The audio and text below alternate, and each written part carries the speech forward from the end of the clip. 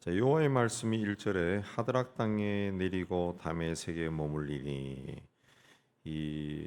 그냥 하나님의 말씀이 하드락 땅에 내린다 그런 뜻이 아니라, 예, 하나님 말씀이 하드락 땅에 대적해서 내린다는 그런 뜻입니다. 하드락 땅이 하나님께 대적해서 하나님 말씀이 거기에 내린다. 예, 그런 뜻입니다. 그러니까 이 하나님 말씀이 거기에 내린다. 망한다는 그런 뜻입니다. 하드락이 이제 망한다. 하드락은 수리아 지역에 있는 나라고 다메섹 역시 그 지역인데, 다메섹에 하나님의 말씀이 머문다. 이것도 하나님의 말씀이 거기 머물어서 그 지역이 망한다는 거예요. 망한다. 그래서 사람들과 이스라엘 모든 지파의 눈이 하나님을 우러러 본다. 그랬습니다. 같은 말씀이 수리아와 가까운 하맛과 또 투로아 시돈은 하맛은 팔레스틴 지방 가나안 땅 북쪽이고, 투로아 시돈은 오늘날의 레바논 지역 항구 도시입니다. 그래서 옛날부터 무역을 통해 아주 부를 쌓았던 동네입니다. 그래서 3절에 투로는 자기를 위하여 요새를 건축하며 은을 티끌같이 금을 거리 진흙까지 쌓았다 그랬습니다. 예, 그 부유한 도시다. 그러나 4절에 주께서 그를 정복하시며 그의 권세를 바다에 쳐넣으실 거니 그가 불에 삼켜질 것이다. 망한다는 거죠. 망한다. 예, 블레셋 도시 중에 5절에 아수울론은 블레셋 도시 중에 하나인데, 아수울론이 그걸 보고 무서워하고 가사도 심히 아파할 것이고, 또 에그로는 소망이 수치가 되었다. 에그로는 그 풍요롭게 사는 두로처럼 되는 것이 소망이었는데, 그 두로가 망해버리니까 그 소망이 수치가 되었다. 예, 그런 뜻이고, 가사에는 임금이 끊어질 것이고, 아스글론에는 주민이 없을 것이고, 또 이게 다 망한다는 거죠. 도시가. 아스도드에는 잡족이 거주할 것이다. 예, 원래 살던 사람들 다 떠나가고 떠돌이들이 들어와서 사는 그 황폐한 곳이 될 것이다. 그랬습니다. 왜 이렇게 되느냐? 6절에 내가 블레셋 사람의 교만을 끊고, 교만해서 그렇다는 거죠. 하나님께 대적해서 교만을 끊고, 입에서 피를 이사이에서 가증한 것을 제거한다. 피와 가증한 것을 제거한다. 가증한 것은 우상인데, 우상을 숭배하면서 제물을 바치면 그 피가 흐르죠. 피가 흐르죠. 우상 숭배를 근절시키겠다. 그렇습니다. 그래서 그들도 7절에 남아서 우리의 하나님께로 돌아와 유다의 한 지도자같이 되어 있고, 하나님께로 돌아온다는 거죠. 에그로는 여부수 사람같이 될 것이다. 그랬습니다. 에그로는 여부수 사람처럼 될 것이다. 에그로는 그 두로처럼 부자가 되는 것이 소망이었죠.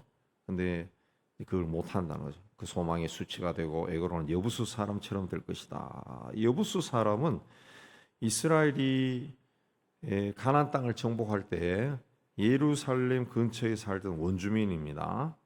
그래서 훗날 이스라엘이 완전히 동화되어 버린 족속인데, 성경에 나오는 여부수 사람으로 유명한 사람은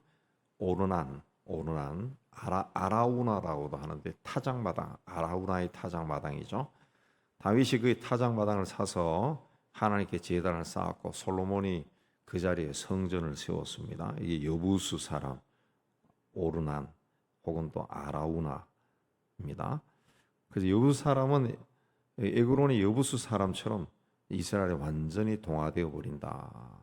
이스라엘 민족으로 들어와 버린다는 거죠. 8절에 내가 내 집을 둘러 진을 쳐서 적군을 막아 거기 왕래하지 못하게 할 것이라. 포악한 자가 다시는 그 지경으로 지나가지 못하리니. 하나님께서 그것을 이제 보호하신다 그랬습니다. 그러므로 시온을 보호한다는 거죠. 그러므로 시온에 따라 크게 기뻐하고 즐거워하라 그랬습니다. 왜? 왕이 이제 임할 거라는 거죠. 그 왕은 공의롭고 구원을 베풀고 겸손하신 분이다. 나귀 새끼를 타시는 겸손한 분이다. 이 왕이 누구고 언제 그렇게 될 것이다. 전혀 말하지 않습니다. 전혀 말하지 않지만은 주변 나라들이 다 망하고 없어지는 그 지경에도 시온은 없어지지 않고 왕이 그곳에 임하여서 그곳을 통치할 것이다. 통치할 것이다. 예. 10절에 그는 내가 에브라임의 병거와 예루살렘의 말을 끊겠고 전쟁하는 활도 끊으리니 그가 이방 사람에게 화평을 전할 것이다.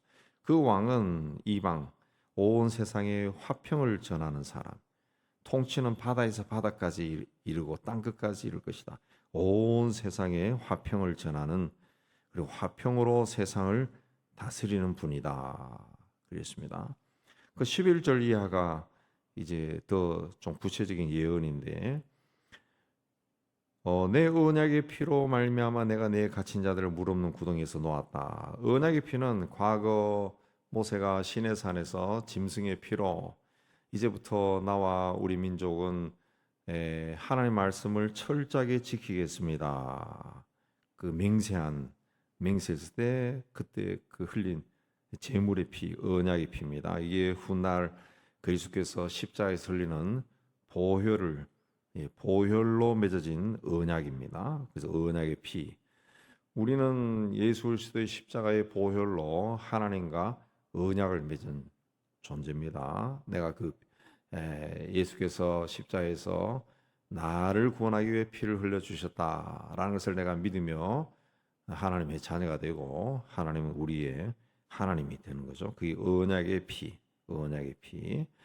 갇힌 자를 물 없는 구덩이에서 놓았나니 갇혀 있으나 소망을 품은 자들아. 이 갇힌 자는 가깝게는 바벨론에서 돌아온 자들을 말하지만 훗날 죄와 사망의 권세에 갇혀 있다가 구원받는 사람들 그걸 이해합니다.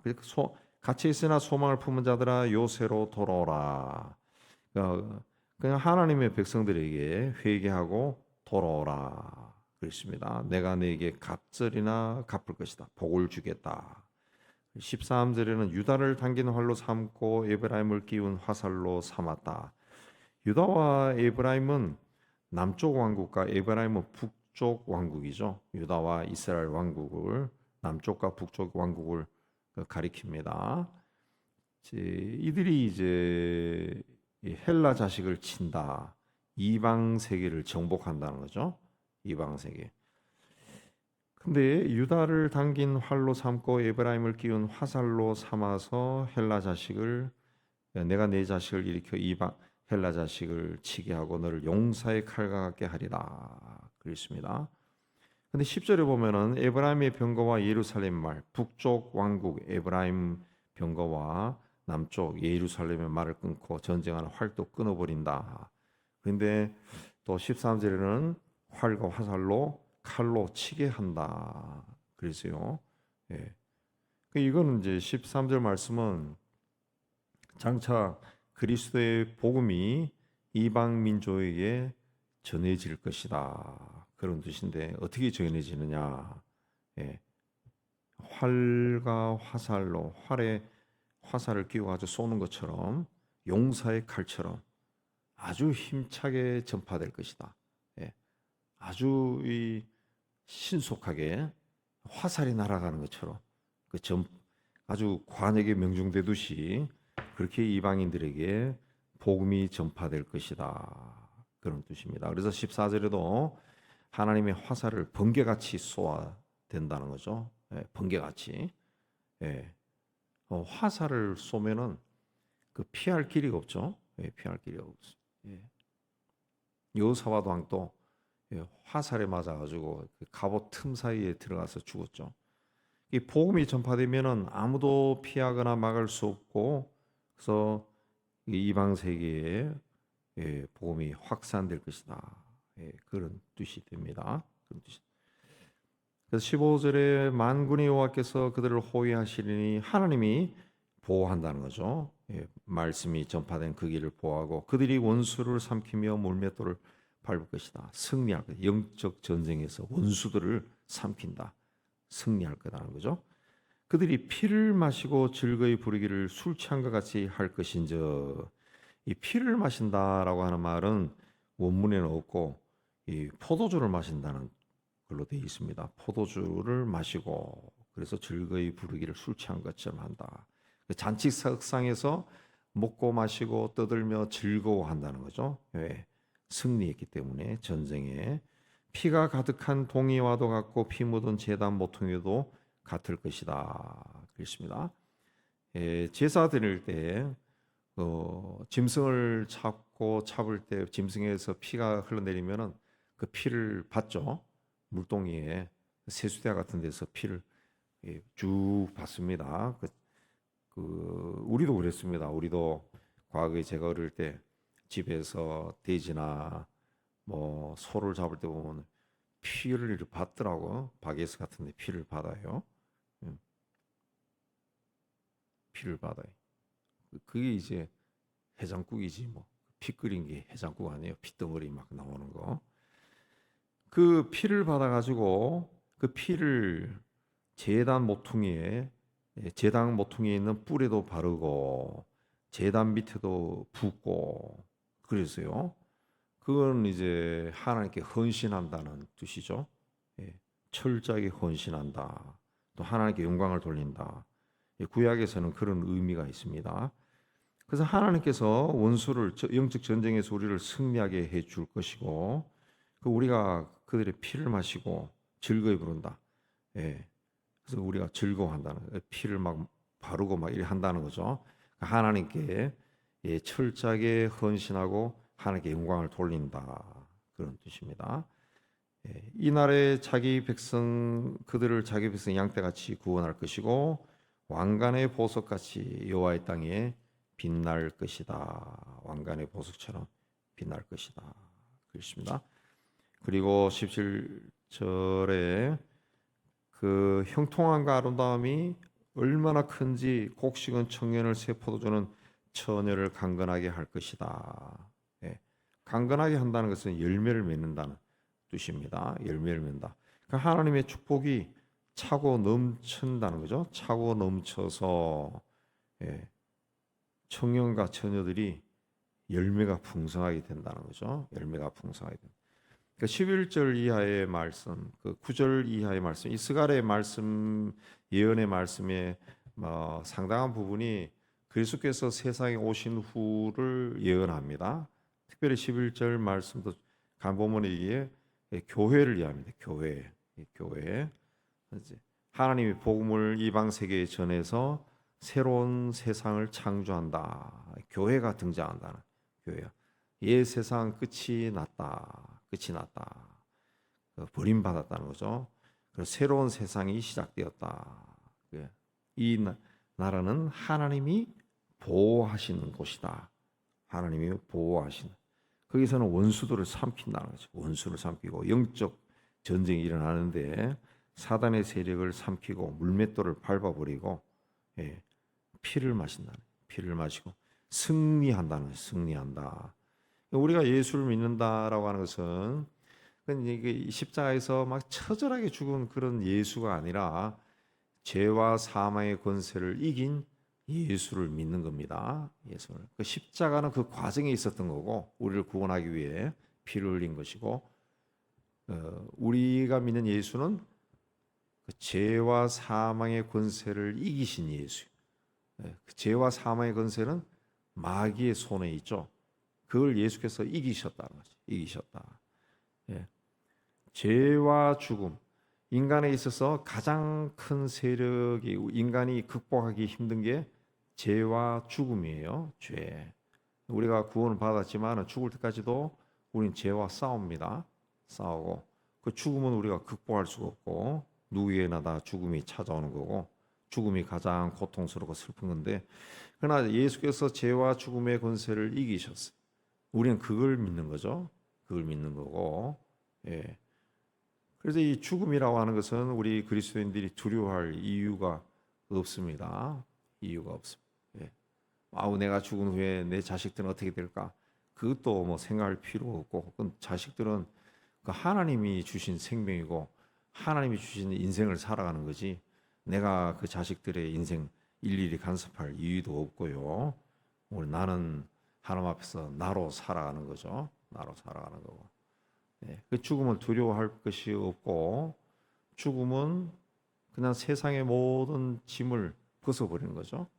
그래서 원래 이 깨달음의 지경에 오른 사람들 하나같이 하는 말이 죽음을 두려워하지 않습니다. 죽음을 두려워하지 않고 죽음을 행복하게 기쁨으로 맞이하죠.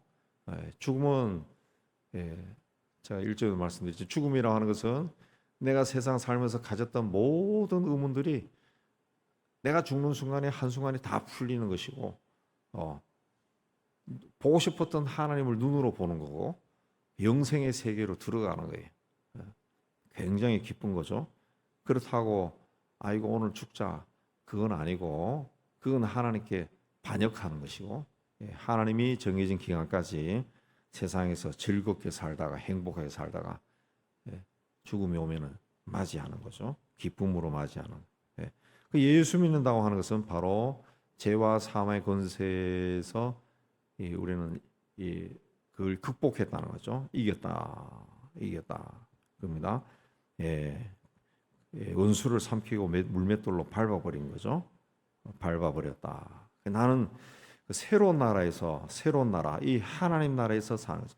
그러니까 하나님 나라가 번역하면은 천국인데 천국은 죽어서 가는 곳이 아니라 내가 예수를 믿으면서부터 지금 나는 천국에 들어와 있는 거예요. 이 세상에 살지만은 전혀 다른 개념으로 세상을 보고 세상에서 인생을 살아가는 거죠. 그럴 때 이 하나님 나라가 확장이 되는 거예요. 확장이 돼요. 나를 통해 점점 확장이 되는 거지.